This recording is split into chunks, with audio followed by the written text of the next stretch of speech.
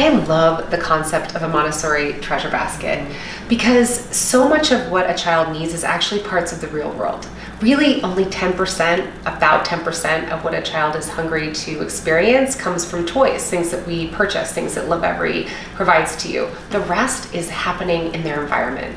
So I love the idea of rotating different items from nature, from the kitchen, from the bathroom. You can put so many things into this treasure basket. We have a whole blog of ideas, and it's so fun to think about rotating. One of the questions that our parents often ask is, how do you rotate? How often do you pull in new things? How do you think about categories? Do you have any ideas on that? I do. So I would say once a week, maybe twice a week if your child is really into it.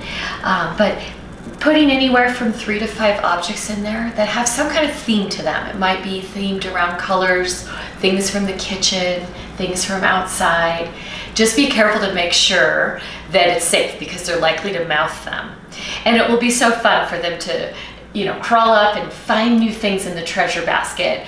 And actually, this is something you can continue to do even when your baby is toddling around and walking and finding the basket perhaps in different parts of the house with sort of new things to discover all the time. And if you're lucky, you might even find eventually they will be putting objects in the treasure basket for you to find.